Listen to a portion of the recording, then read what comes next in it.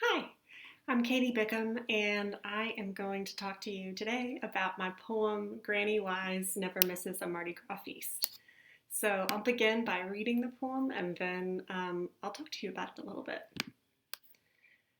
Granny Wise never misses a Mardi Gras feast. But that don't mean I'm Catholic, I'd like you to know. Ain't got knees built for kneeling, not a thing to confess. There's plenty of sacrifice starving us all without acting a martyr and swearing off meat. There's a feast to prepare in the Terrebonne heat, ripe with cayenne and thyme, and the kids and their kids all play under my feet on the floors warped with rain, their damp odor the same as when I was a girl. The night comes to a boil. If them Catholics fear hell, hell, just send 'em down here. I'll be damned if Death Valley can't match it for heat. 7 feet below sea level, bugs like a plague. I don't care for the doctrine, but some truths are fixed.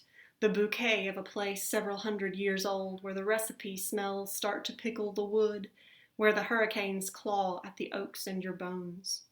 40 days in the desert ain't got shit on a woman's long life in the deep south abyss. No fit place but for those bubbled up with unquenchable dry-mouthed desire for the saltier life, to be swollen with things. We dump crawfish on newsprint, all stuck to our clothes. Let 'em starve in the desert. The world's made for feasting. I instruct the young children on cracking the shells and rub ice on their faces, our mouths all on fire. There are ways the wind blows make you feel like a ghost. And I wonder how many good storms are left in me. How many more pots of dark roux, loaves of bread, and what they'll all do to remember me then. The mosquitoes are starved in the valley of death, and as manners dictate, we oblige with our blood.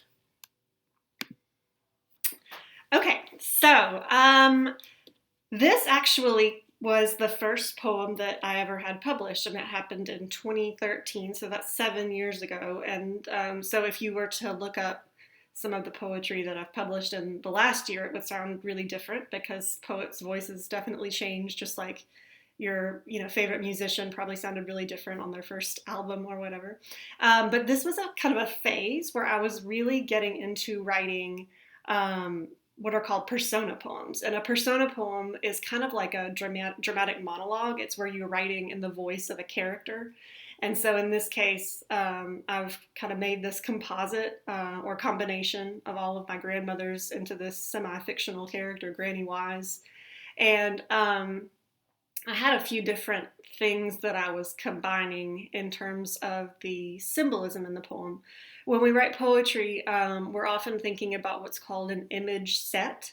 And what that means is that, yeah, you can pull a cloud metaphor from here and a flower metaphor from there and a car metaphor here, but none of that stuff goes together. So when we're thinking about writing image sets, we're trying to think about like using symbolism throughout the poem that all goes together. And so this poem actually was initially called The Last Supper before I changed the name of it, but you can see the remnants of all of that Last Supper imagery. So there's like the breaking of bread, and instead of wine, there's the blood of the blood of Christ sort of thing going on. So it's very much like and it's set during this like kind of Catholic festival period. So all of that stuff is intentional, and the image set throughout the poem is supposed to be kind of like a religious one, but it's a religious one that's being kind of picked at and not made fun of, but she's kind of like turning all of those religious symbols on her head. So instead of the blood of Christ, you have like the blood that mosquitoes are sucking out of people, and instead of bread, you have crawfish. And she's also very much like a Southern Baptist kind of matriarch, so she's not feeling the whole Catholic tradition anyway. She's had it. And in many ways, like her character is supposed to be like a kind of a symbolic Louisiana matriarch at her heart. In terms of like technical stuff, The poem is written in a particular meter. And a meter is like a rhythm. So if you know anything about music, you know, like usually music is written in 4/4 time, like 4 beats, 4 beats, 4 beats.